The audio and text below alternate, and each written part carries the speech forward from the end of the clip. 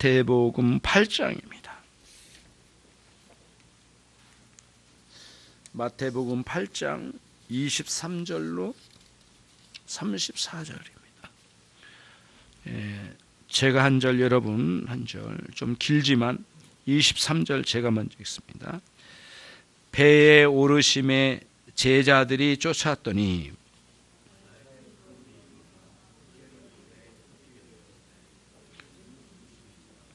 같이 읽겠습니다. 24절 시작.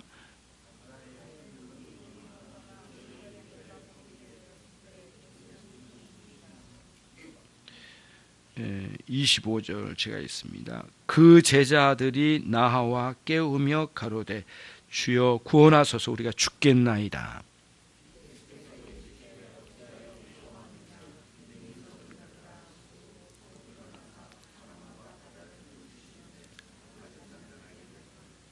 그 사람들이 기이 여겨 가로되 이 어떠한 사람이기에 바람과 바다도 순종하는고 하더라.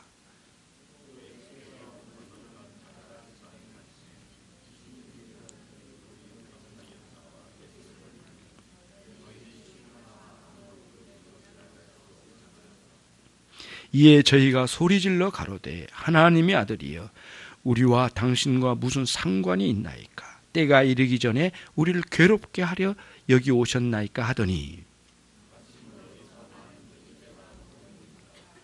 귀신들이 예수께 간구하여 가로되 만일 우리를 쫓아내실진대 돼지떼에 들여보내소서 한대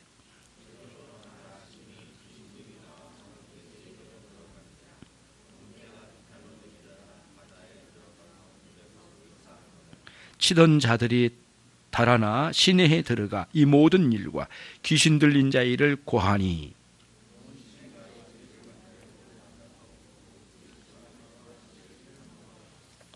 아멘. 34절 마지막 절까지입니다. 지난주에 우리들이 봤던 18절로 22절은 예수님을 믿고 따르는 신자의 생활에 대해서 주님께서 주신 말씀이에요. 물론 서기관의 간청에 의해서 나도 따르고 싶습니다라고 하는 그런 간청에 대한 주님의 답변은 아주 냉혹한 말씀이었어요. 여우도 굴이 있다. 하늘을 나는 새도 거처가 있다. 그렇지만 인자는 머리 둘 곳 하나 없다. 이렇게 말씀하시면서 서기관이 내심 예수를 따르면서 얻을 수도 있을 것 같은 세상의 영광이나 그리고 사람들이 부러워하고 좋은 평판으로 자기를 떠받쳐 줄 수 있는 좋은 기회의 성공의 하나의 기회로 주님을 따르고자 했던 그 마음을 주님께서 무너뜨리시는 장면이었어요. 예수님 믿음으로 세상에서 누리고자 했던 세상의 영광을 예수님 따름에서는 잊지 않다. 그거를 말씀을 주신 거지요. 그래서 주님의 가신 길은 세상이 공급해 주는 그 무엇을 뭔가 보답으로 얻어먹고 사는 길이 아니다. 이 예수님을 따르면서 믿고 살아가는 믿음의 생활은 하나님 아버지의 공급하심을 통하여 우리가 사는 것이고, 그리고 세상에서 누렸던 방식의 인간의 욕구를 채워가는 욕망의 수단으로 주님을 섬겨가는 길이 아니다. 이거를 예수님께서 아주 비유적으로 말씀해 주셔서 여우와 새를 등장시켜서 말씀해 주신 거죠. 그리고는 그 뒤에 한 제자가 나로 하여금 아버지 우리 부모님을 장사 지내고, 다시 말하면 효도하고, 그리고 아버지 돌아가실 때 되면 장례식 다 끝나고 주님 따라가겠습니다. 그때 다 주님 본격적으로 따라가고 오늘은 일단은 이제 뒤로 좀 물러나겠습니다. 이렇게 간청을 했을 때 예수님께서 뭐라 말씀하셨어요? 죽은 자는 죽은 자로 하여금 장사 지내게 하고 너는 나를 따르라. 이렇게 말씀하심을 통해서 신자들이 살아가는 삶에 자기 부모의 장례식을 버려도 된다, 그런 뜻이 아니고, 결코 그런 게 아니고, 그러면은 내 부모를 공경하라는 말씀이 완전히 배치된 말씀이기 때문에 말이 안 되는 거고, 주님이 비유로 말씀하신 건데, 그 뭐냐면은 죽은 자들 가운데는 죽은 자들끼리 사는 거다.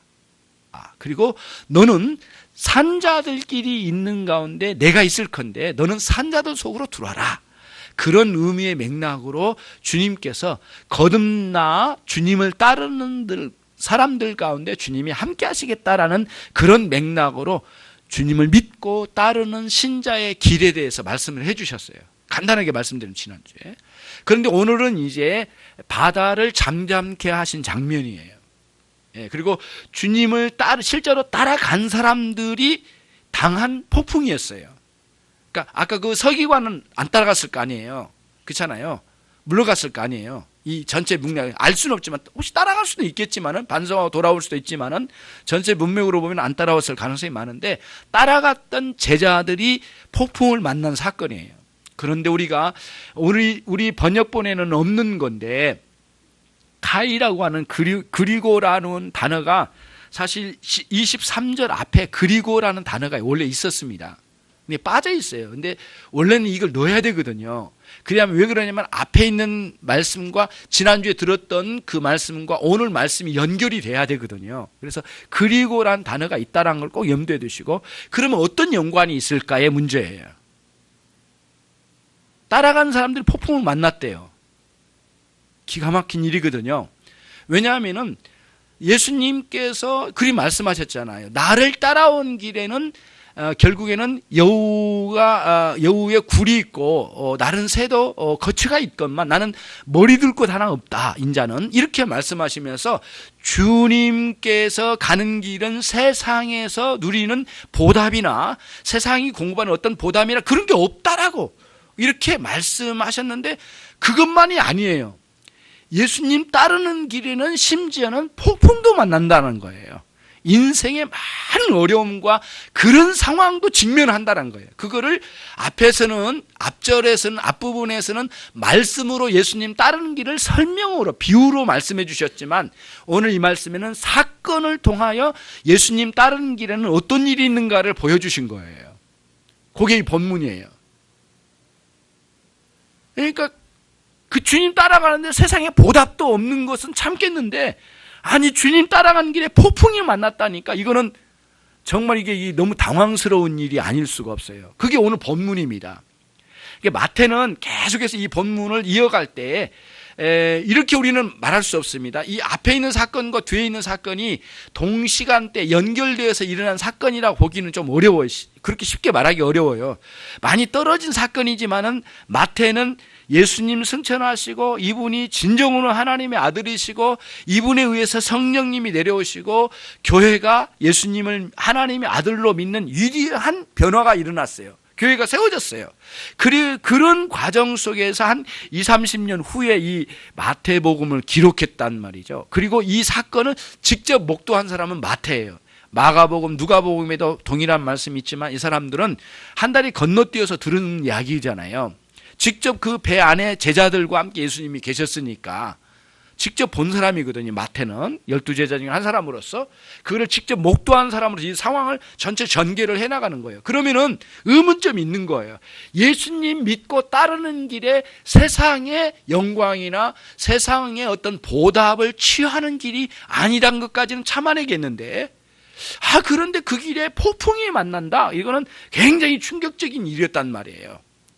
그래서 이 사건을 멀리 떨어진 사건인지 어쩐지는 우리는 정확히 알 수 없지만 이거를 붙여가지고 그리고 해서 앞의 설명과 뒤에 사건을 연결시켜서 예수님을 믿고 따르는 저와 여러분의 신앙생활에 가는 길에 이러한 일이 있다라고 하는 것을 보여주신 거예요. 그렇죠? 보면은 큰 놀이라고 돼 있거든요. 24절에 바다에 큰 놀이 일어났다고 그랬어요. 세이스모스라는 단어인데 이거를 다른 데서는 큰 폭풍, 그다음에 큰 지진, 큰 풍랑, 막 이렇게 해서 아주 굉장한 폭풍을 의미한답니다. 세이스노스라는 단어가, 이 큰 놀이라는 단어가 큰 폭풍이래요. 갈릴리 호수에서 일어난 사건이잖아요. 갈릴리 호수가 이렇게 그 가장 깊은 곳이 가장 깊은 61m 정도 된대요. 상당히 깊잖아요. 크게 이렇게 돼 있나 봐요. 크게 보면 호수인데 또 염분 없는 바다라고, 또 갈릴리 바다라고 부르기도 하고 있는데, 여기에 가다라 지방으로 가셨다고 했는데, 가버나움에서 가다라 지방은 갈릴리 호수 중에서 가장 먼 거리래요. 이렇게 가장. 그러니까 가버나움은 서북쪽이고, 그리고 이 가다라 지방은 동남쪽이에요. 남동 쪽이에요. 그러니까 인천으로 말하면 이 논현동 지역이 가다라 지방이고, 그리고 서북쪽 가버나움 지역은 저기 어디래, 청라 쪽에, 그러니까 인천에서 가장 먼 거리죠. 이렇게 이 거리로 이렇게 걸으신데 폭풍을 만난 거예요. 큰 폭풍을 만났죠. 굉장히 큰 폭풍을 만났어요. 그리고 여기서 이 사건이 주는 의미가 뭐냐면은, 예수를 믿고 따르는 신자의 삶에는 밤도 찾아오고, 여기는 밤이라고 나오진 않았는데, 마가복음에는 밤이 저물더라, 그날 떠나기 직전에 저물더라 이렇게 돼 있거든요. 그러니까 밤이 이미 진행이 됐어요. 그러니까 밤이면서 폭풍을 만났으니까, 제 아무리 갈릴리 호수에서 몇십 년 동안 고기를 잡으면서 뼈가 자란 사람일지라도, 그런 사람일지라도 엄청난 공포에 휩싸인 거죠. 갑자기 몰아닥치는 폭풍과 밤이니까 정신이 없는 거죠. 공포에 휩싸인 것이 분명해요. 굉장히 큰 폭풍이 일어났다고 하니까, 실제로 갈릴리 호수에 산에서 강력하게 바람이 막 갑자기 몰아닥치면 이 갈릴리 호수가 막 엄청나게 요동친답니다. 그래서 굉장히 위험한 일이에요. 그래서 오늘날처럼 그 배들이 어떤 동력이 있어가지고 바람을 타고 이렇게 넘어가는 동력을 가지면 모르는데, 그런 때가 아니잖아요. 동력이 있는 때가 아니니까 사람의 힘으로만 이렇게 만들어내니까 도저히 감당하기 쉽지 않은 거죠. 폭풍을 만나면 그 한 자리에서 몇 시간도 여기서 견뎌야만 하는 때가 있거든요. 제대로 내 원하는 항구로 못 가고 말이죠. 이게 큰 고통과 이 공포에 휩싸인 상황인 것이 분명해요. 그래서 그 표현이 나와요. 우리가 죽겠나이다. 25절에 주여 우리를 좀 살려주십시오. 우리 죽겠나이다. 죽을 것 같습니다. 지금 상황이. 주님 주무시는 상황을 주님을 깨워드리면서 이렇게 이제 제자들이 아우성치는 장면이에요. 상당히 불평과 원망이 섞였을 가능성이 좀 많아요. 문맥으로 보면은 그런 뉘앙스가 좀 있죠. 주님께서 이제 그때에 일어나셔서 어찌하여 이렇게 두려워하느냐, 믿음이 적은 자들아, 이렇게 꾸짖으시면서 바다를 향하여 바람과 바다를, 26절에 바람과 바다를 꾸짖으셨다고 그랬어요.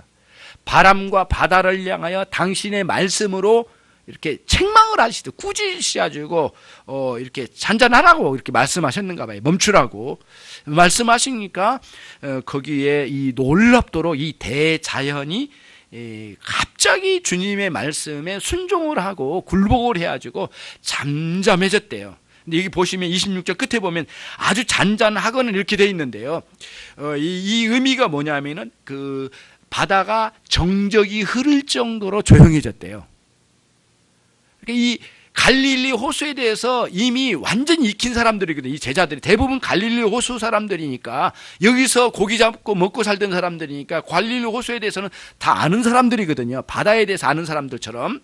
그러니까 이토록 큰 폭풍에서 갑자기 정적이 흐를 정도의 큰 차이를 두고 변하는데, 그게 주님의 말씀에 의해서 대자연이 굴복을 하더라는 거예요. 여기에 깜짝 놀란 거예요, 제자들이. 그냥 어느 정도 조금 덜 하더라가 아니에요. 정적이 흐를 정도로의 큰 변화가 일어나서 순식간에 조용해 버린 거죠. 마가복음의 기록에 의하면 주변에는 여러 배들이 같이 따라왔답니다. 제자와 예수님을 모시고 가는 이 배는 가고 뒤에 옆에 좌우에 많은 배들이 따라왔대요. 근데 폭풍이 일어났는데 막 굉장했던가 봐요. 그러면은 이제 여기에서는 이제 이 사람들이 이제 깜짝 놀랐는데, 이 배는 아마도 제자들만 탄 것 같아요, 느낌에. 근데 정확히 알 수는 없지만은 아무튼 그들이 이제 가로되 이제 깜짝 놀래가지고 거기서 이 어떤 한 사람인가, 이분이 어떤 사람인가, 제자들이 하는 말이에요. 이분이 어떤 분인가 도대체. 여기서 의미가 있어요. 이분이 누구냐라고 하지 않았어요. 이분이 어떤 분이냐라고 질문을 한 거예요. 누구냐라고 하면은 같은 사람끼리 모르는 분을 만나가지고 새롭게 낯설은 사람을 말할 때 누구냐고 물어보는 거거든요. 근데 여기서 어떠한 사람이냐라고 하는 건 뭐냐면은 같이 알고 있었던 사람이고 동등한 사람으로 존재했는데 같이 존재하는데 우리와 같지 않는 다른 경지의 사람인 것 같다, 이분이. 그런 의미로 어떠한 사람이냐라고 물어본 거거든요. 어떠한 종류의 사람이냐, 노골적으로 말하면 어떤 종류의 사람이냐 도대체. 우리 같은 종류의 사람이 아니다. 우리 같은 경지의 사람이 아닌 것 같다. 이분은 어떤 경지의 사람인가라고 하는 큰 의문점을 내던진 거예요. 그 사건에서 제자들이. 그게 이 본문에서 이제 흐르고 있는 내용이거든요.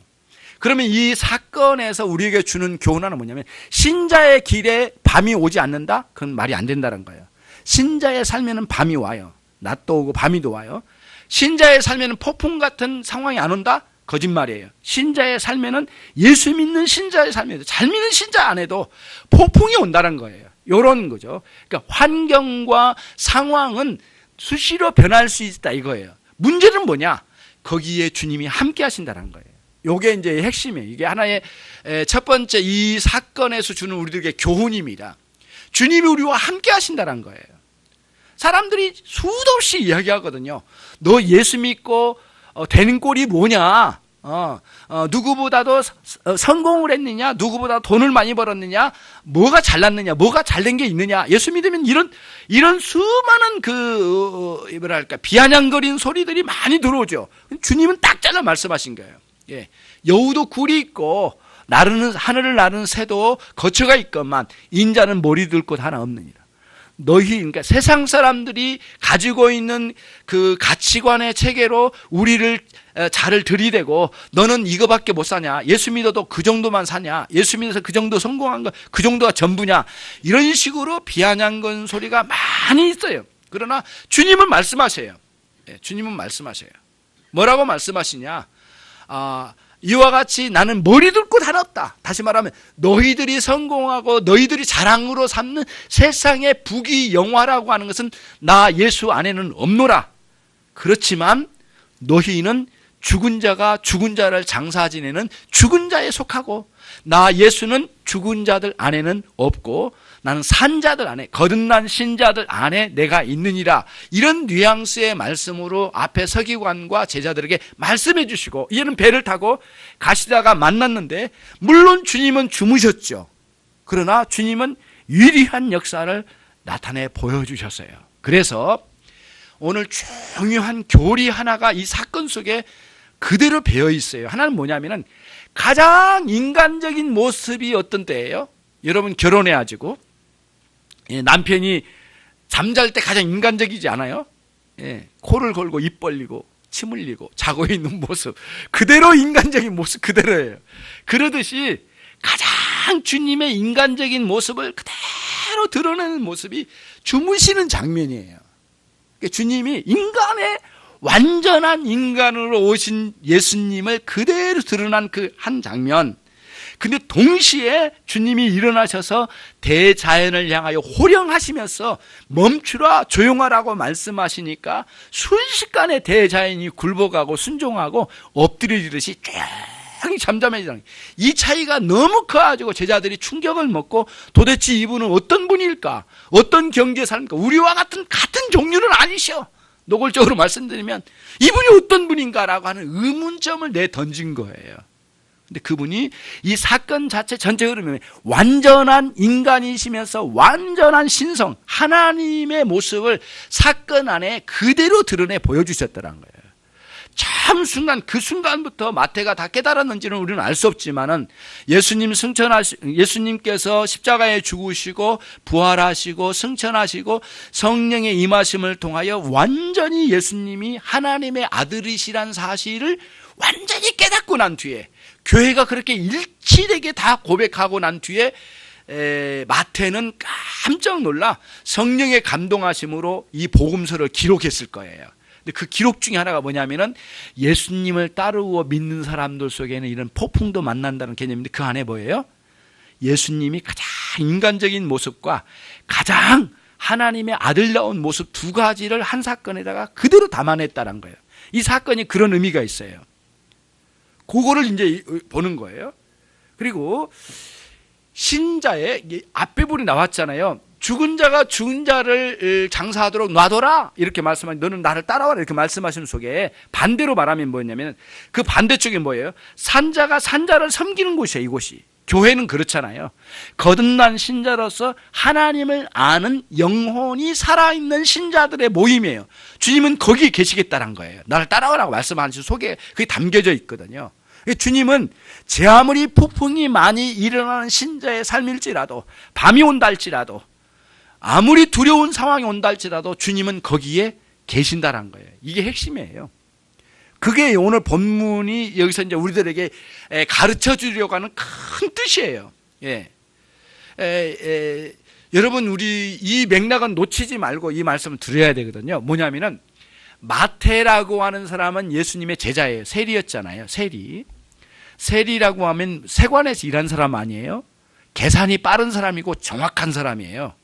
어떤 사건이나 이런 것들을 굉장히 치밀하게 마음에 담아놓고 계산하고 기억력이 정확할 가능성이 많은 사람 중에 한 사람이 이 마태란 말이에요. 그러니까 마태의 꾸준한 복음서를 통하여 꾸준히 내놓으려고 하는 답은 뭐냐? 예수는 누구냐 이거예요. 예수님 어떤 분이냐? 그 질문이 누구들의 질문이에요? 자기 동족 유대인들의 질문이었어요. 예수님은 어떤 분인가 도대체? 거기에 대한 끊임없는 질문에 대한 이 복음서 마태복음서의 그 큰 맥락의 주제는 예수님은 하나님의 아들이시다라고 하는 큰 주제를 가지고 거기에 대한 전체 자기가 직접 목도하고 경험한 내용을 바탕으로 성령의 감동함으로 기록을 남긴 거예요. 그리고 서기관의 간청과 그 다음에 이 바다에서 풍랑이 일어난 사건과 그 다음에 일어난 사건이 뭐예요? 귀신 들린 두 사람이 공동묘지에서 난리치는데 누구도 어거할 수가 없어요. 귀신 들린 사람을 여러분 붙잡고 뭔가 해보려고 하면 안 됩니다. 엄청나게 힘이 세요. 아주 그 청소년인데 그렇게 체구도 크지 않은 한데 귀신 들린 상태에 있는 어른이 몇 명이 달라붙어도 힘들어요. 엄청난 힘을 가지고 있습니다. 그러니까 함부로 덤벼들어서 어거할 수가 없습니다. 예. 이번에 이제 귀신 들렸는지 이거를 정확하게 말할 수는 없지만은 보세요. 이제 이번에도 의사 선생님 한 분이 이렇게 정신 이상한 사람이 이제 의해서 죽임을 당했잖아요. 이게 굉장한 힘을 가지고 세력을 가지고 있는 사람이에요. 위험한 인물이죠. 사람들이 접근을 못한 거예요. 그러니까 그 묘지, 그 공동묘지 근처로 가는 사람이 없을 거예요. 그런 아주 두려운 존재로 등장을 해요. 예. 그러면서 이제 그 질문이에요. 앞에 27절에서 예수가 이 어떤 분인가, 어떤 사람인가라고 하는 질문이 던져져요. 그리고 나서 저는 이제 사실은 이 하나의 사건만 띄워놓고 설교도 할 수 있지만은 사실은 이 본문이 주고자 했던 맥락이 좀 있어요. 그래서 뒤에 부분의 사건을 뺄 수가 없더라고요. 뭐냐면은 28절 제일 첫 번째 단어가 뭐예요? 또라고 그래요. 또. 그러니까 앞에 있는 풍랑을 만난 사건과 그 다음에 예수님께서 가다라 지방에 가셔가지고 만났던 두 귀신 들린 사람 만난 사건, 이 사건을 연결시키려고 의도를 가졌어요. 어떤 의도일까라는 문제가 있는 거죠. 그게 이제 오늘 본문의 큰 핵심이에요. 주제는 이거예요. 계속 의문이 그예요. 예수는 어떤 분인가? 라는 주제예요. 근데 27절에 그 질문을 던졌고, 그럼 29절에서 답이 나와요. 같이 한번 읽겠습니다. 이에 저희가 소리질러 가로되 하나님의 아들이여 우리와 당신과 무슨 상관이 있나이까? 때가 이르기 전에 우리를 괴롭게 하려고 여기 오셨나이까? 이건 마귀가 귀신 들린 사람의 입을 통하여 이야기하는 거예요. 마귀가 한 말이죠, 사실은. 사람이 입을 빌려서 하는 거니까. 뭐라고 했냐면 하나님의 아들이여라고 했고, 그 다음에 우리와 당신과 무슨 상관이 있나이까? 다시 말하면 그거예요. 다른 사람들을 만나는 거는 주님이 구원하러 오셨지만은 나와 마귀 같은 것은 구원하러 오신 건 아니지 않습니까? 이런 의미예요. 예. 그럼 뭐하러 나를 만나러 오셨습니까? 지금 때도 안 됐지 않았습니까? 그래서 뭐라고 했냐면은 때가 이르기 전에 이렇게 됐어요. 아직 때가 이르지도 않았는데 우리를 괴롭게 하려고 여기 오셨습니까? 라는 거예요. 근데 이때는 뭐냐면은 예수님께서 다시 오셔서 마지막 심판자로 오셔서 이 세상의 모든 악을 섬멸하시고 마귀와 이 사단의 세력을 지옥의 아랫목에다 내던지고, 그리고 끝까지 주님을 거절한 사람들을 지옥에 던지고 결국에는 당신의 백성들을 구원하신 위대한 심판주로 오실 때를 의미합니다. 그러니까 마귀도 이걸 아는 거예요. 언젠가 그때가 오면 우리는 다 지옥 아랫목에 던져질 거라고 하는 거를 이미 알고 있었거든요. 알고 있습니다. 나는 그때 되면 지옥에 던져질 거 나 압니다. 사단이 하는 말이에요. 그런데 왜 일찍 이렇게 오셔가지고 우리를 괴롭게 하나이까? 그러면서 마귀의 입으로 하는 말이 뭐예요? 예수님을 누구라고요? 하나님의 아들이라고 고백을 한 거예요. 그렇기 때문에 이게 이제 이 본문이 살아있는 거예요. 그러니까 그토록 의문이 쌓인 제자들의 심령까지, 이때만 해도 제자들은 예수님이 하나님의 아들이신지 충분히 알지는 못했던 모양이에요. 충분히 알지는 못했던가 봐요. 주님을 믿고 따른다고 하지만은 그 주님에 대한 인식이 충분하지 않았던가, 의문이 있었거든요. 그런데 하나님에 대해서, 예수님에 대해서 가장 적대적인 이 마귀의 입을 통하여, 마귀를 통하여 고백하게 하는 정반대의 적수를 통하여 예수님이 누구신지를 증거했다는 거예요. 마태가 이거를 이야기하려고 한 거거든요. 좀 역설적이고 아이러니하잖아요. 왜? 예수님 편에 있는 사람이 고백한 게 아니고 정반대에 있는 마귀의 입을 통하여 예수님이 하나님의 아들이시라는 것을 증거하게 만드는 예수님의 이러한 이런 역사가 참 기묘하다. 마태는 이거를 굉장히 놀랍게 생각한 모양이에요. 그래서 사건이 떨어진 사건인지 붙어지는, 시간적으로 같은 장소가 아닐지라도 떨어져 있는 사건이지만은 마태는 의도적으로 예수님 승천하시고 20, 30년 후에 이 말씀을 기록할 때 이 사건을 예수님이 누구신가에 대한 궁금증을 풀어내는 중요한 맥락의 사건을 이어가야만 되겠구나. 그래서 이 사건을 이어붙인 것 같아요. 그리고 쭉 풀어내 나갑니다. 그래서 여러분 이제 마태복음의 전 맥락을 한번 봐야 되거든요. 그럼 마태복음 16장 16절에 가면은 드디어 제자들이 예수님 누구신지에 대한 고백이 나와요. 예. 예수님께서 물어보셔요. 너희들이 오늘 다녔는데 사람들이 나를 누구라고 하더냐라고 물을 때 이사야입니다. 엘리야입니다. 또 세례 요한이 다시 살아났다고 합디다. 그때 주님은 그 관심 안 두셔요. 너희는 나를 누구라고 하느냐 이렇게 질문하셔요. 그때 베드로가 그 예수님의 12제자의 반장이잖아요. 반장이 딱 대표로 나와가지고 반장이 딱 손 들고 나와가지고 예수님께 대답을 하는 거예요. 주는 그리스도시요 살아계신 하나님의 아들이십니다. 그때 주님이 굉장히 그 고백에 대해서 예수님께 칭찬을 해주셔요. 드디어 제자들이 예수님이 누구신지를 알아간 거예요. 이 사건은 아무래도 그 전에 초반에 일어난 사건인 것 같아요. 귀신이 이렇게 이야기한 거, 하나님 아들이시라고 하는 것. 그래서 점점 더 좀 이어져 가는 거죠. 그래서 마태는 이 본문을 쭉 이어가면서 실제로 17절에 이렇게 했거든요. 흐름을 보면 17절에 이는 선지자 이사야로 하신 말씀에 우리의 연약한 것을 친히 담당하시고 병을 짊어지신 분이라고 하셨는데 그렇게 그거를 이루려고 하심이다라고 하는 것을 깨달았다고 그랬어요. 마태가 17절에. 그렇죠? 예수님의 병 고침의 사건, 그 다음에 귀신을 쫓아낸 사건들을 직접 목도했는데 그 하나하나는 그 사람을 불쌍히 여겨 그를 구원하시는 위대한 역사이기도 하지만은 이 사건은 그 고침받은 사람에게는 주관적으로는 큰 은혜였지만은 또 한편은 뭐냐면 객관적으로 인류 역사의 차원으로 보면은 주님이 위대한 메시아로 오셨다는 사실을 그 사건을 엮어서 생각해 보니까 이 마태는 유대인이거든요. 유대인은 기본적으로 어릴 때부터 유치원 때부터 아예 성경 구약 성경을 달달 끼고 외우듯이 공부하는 사람들이거든요. 이사야서 53장을 강하게 꿰뚫고 지나간 모양이에요. 이 광경을 보면서 그걸 기록으로 넘긴 거죠. 그리고 나서 서기관의 이런 그 어리석은 질문, 그 다음에 배의 사건, 일어난 사건, 이걸 드러내 보여준 거죠. 그러면서 이제 이 폭풍을 잠재우시는 주님의 사건을 통해서 예수님이 누구신지를 상당히 염두에 두었을 구약의 말씀에, 예언의 말씀이 이제 돼 있어요. 그게 어디냐면 시편 89편인데요. 다음 같은 내용이에요. 제가 한번 읽어볼게요. 여호와 만군의 하나님이여 주와 같이 능한 자 누구이십니까? 여호와 주의 성실하심이 주를 둘렀나이다. 주께서, 여기부터예요. 주님께서 흉용함을 다스리시며 그 파도가 일어날 때 평정케 하시나이다. 주 만군의 여호와여.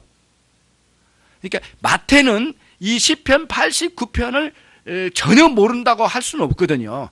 우리같이 신앙생활을 더디한 사람들도 이 시편의 말씀 어느 정도 알고 있는데 마태는 충분히 이거를 기억하고 있었을 거예요. 그러니까 바다를 잠잠케 하실 그분이 여호와 만군의 여호와 하나님, 메시아이시라는 사실을 충분히 염두에 두고 이 바다와 밤바다를, 바람과 바다를 잠잠케 하신 주님의 이 사건은 그야말로 메시아, 만군의 여호와 하나님이시라는 사실을 이 마태가 크게 흡수를 한 것 같아요.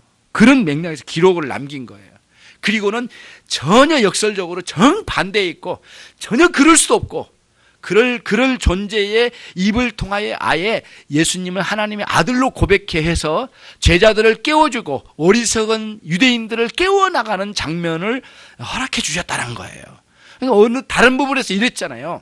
예수님께서 귀신을 쫓아내니까 유대인들이 하는 말이 그거였어요. 바알세불의 힘을 빌어서 예수는 귀신을 쫓아낸다 그랬단 말이에요. 바알세불이란 유대인들에게 있어서는 귀신들의 우두머리입니다. 사단. 우두머리를 바알세불이라고 불렀단 말이에요. 이렇게 귀신들의 우두머리에 힘을 빌어서 예수가 귀신을 쫓아내구나 이렇게 말씀하신가 예수님께서 매우 마음에 슬퍼하셨어요. 그러한 무지막지한 유대인들을 향하여 귀신이 오늘 말을 해요. 귀신이. 귀신 들린 사람이 입을 통하여 이렇게 말을 해요. 그분은 하나님의 아들이시란 사실을 이렇게 어떻게 보면은 귀신은 좋은 의미로 하는 건 아니지만은 귀신의 입을 통하여 흘러나오게 만들고 그거를 공포하게 만들고 그거를 기록하게 해서 마태는 이 장면을 통하여 예수는 누구시라?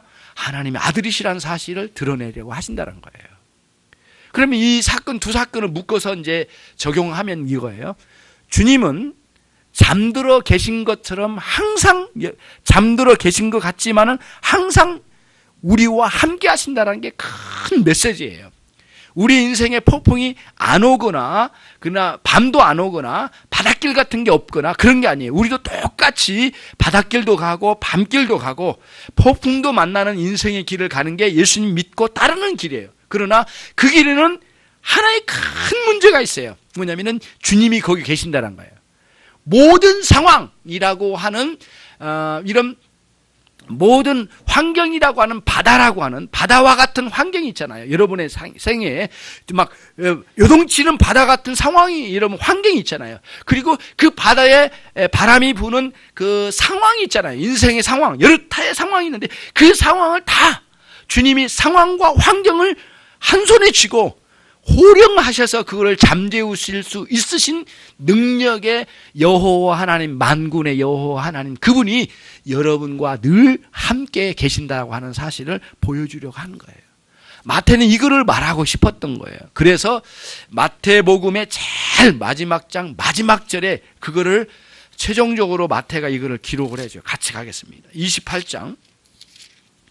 28장으로 같이 갑니다. 예수님께서 부활하셨을 때예요. 드디어 예수님이 정말 하나님의 아들이시라는 것을 아주 확연하게 온 세상에 증거해내신 부활의 사건 이후의 사건입니다. 마태복음 28장 16절. 열한 제자가, 그러니까 지금 열한 제자가 왜 그럴까요? 가룟 유다가 이제 죽었으니까 11제자가 갈릴리에 가서 예수의 명하시던 산에 이르러 예수를 배웁고 여기 나옵니다. 이게 굉장한 의미예요. 경배했대요. 제자들이 예수님께 경배한 장면이 여기에 아주 등장을 해요. 그러면은 여러분, 그 전에 봤잖아요. 뭐 문둥병 환자나 아주 그 안진뱅이나 이런 사람들이 주님께 확 엎드려가지고 경배하듯이 주님께 애원하는 장면은 많이 봤지만 제자들이 그런 경우는 못 봤잖아요. 예. 근데 오늘 여기서는 주님께 제자들이 굴복을 해요. 예, 경배를 해요. 오히려 그렇지만 그 속에서도 아직 의심한 자도 있더라. 27절에 예수께서 나와 일러 가라사대 하늘과 땅의 모든 권세를 내게 주셨다. 하나님 아버지께서 그러므로 너희는 가서 모든 족속으로 제자를 삼아 아버지와 아들과 성령의 이름으로 세례를 주라. 삼일체 하나님을 여기서 증거하시고 마지막이 압권이에요. 같이 읽겠습니다. 내가 너희에게 분부한 모든 것을 가르쳐 지키게 하라. 볼지어다 내가 세상 끝날까지 너희와 항상 함께 있으리라. 이게 마태가 이거를 이야기해 주려는 거예요. 예수 믿고 따르는 신자들에게는 이 땅에 있는 동안 항상 함께 해주신다는 거예요. 더 이상 말할 게 없다는 거예요. 그게 마태가 얻은 큰 답이었어요. 그리고 그거를 자기 동족에게 제일 먼저 알리고 싶었어요. 예. 마태는 별로 동족하고 별로 사이가 좋은 사이는 아닐 거예요. 왜냐하면 세리니까. 예, 그 로마의 그 지배 아래에 있을 때 세리는 그 민족의 피를 빨아먹는 존재로 인식을 했단 말이에요. 그러니까 별로 사이는 좋지 않아요. 그러니까 굉장히 앙금이 있는 그런 사이일 수도 있어요. 그러나 자기 동족을 위하여 그토록 우리의 구원주이신 예수 그리스도를 증거해내는데 온 힘을 다 쏟아서 이걸 28장까지 기록으로 남겼던 거예요. 마태의 의도가 그거예요. 그럼 오늘 사건 두 가지 사건은 명백해요. 가장 인간적인 모습을 드러내시면서도 가장 영광스러운 여호와 하나님이신 것을 이 폭풍을 잠재우시고 귀신을 몰아내시면서 드러내 주셨다는 사건을 통해서 크게 위로를 얻어요. 그분이 여러분과 영원히 함께 하신다는 말씀이에요. 이게 마태가 의도한 거예요. 제 아무리 어려운 상황이 2019년도에 우리 인생에 몰아닥친다 할지라도, 아니 꼭 그때만 그런 것만 있는 건 아닐 거예요. 항상 이때나 저때나, 비가 올 때나 비가 갤 때나, 밤이나 낮이나 또는 바다나 육지나 폭풍이 있을 때나 없을 때나 주님은 여러분과 항상 함께하고 계신다는 사실이 큰 의미로 우리가 위로를 받게 된다. 이 말씀에 여러분과 제가 큰 의미를 가지고 새해를 열어가는 복된 해가 되시기를 주님의 이름으로 축원합니다. 기도하시겠습니다. 하나님 아버지, 무한한 감사와 찬양을 올려드리옵나이다. 예수께서 이와 같이 큰 말씀과 사건을 통하여 우리에게 아주 강력하게 이 아침에 제시해 주심은 참으로 우리 주님은 사람으로 오셨고 참으로 우리 주님은 완전한 하나님이셨으며 하나님의 아들이심을 우리가 고백하지 않을 수 없습니다. 우리의 구세주 되신 예수님이요, 이제는 우리에게 2019년도가 새롭게 믿음이 열려지는 해가 되게 해 주시옵소서. 제 아무리 폭풍과 바다와 밤이 온다 할지라도 우리 주님이 함께 하심이 우리의 인생의 길이라는 사실을 깨닫게 해주시고, 죽은 자는 죽은 자들끼리 살게 하되 우리 주님은 산 자들 안에, 영혼의 구원받은 자들 안에 함께 하신다는 중요한 메시지를 듣고 돌아갑니다. 당신의 종들에게 큰 믿음을 주시고 이 믿음으로 새로운 한 해를 열어갈 수 있도록 은총을 베풀어 주시옵소서. 예수 그리스도의 이름으로 기도 올리옵나이다. 아멘.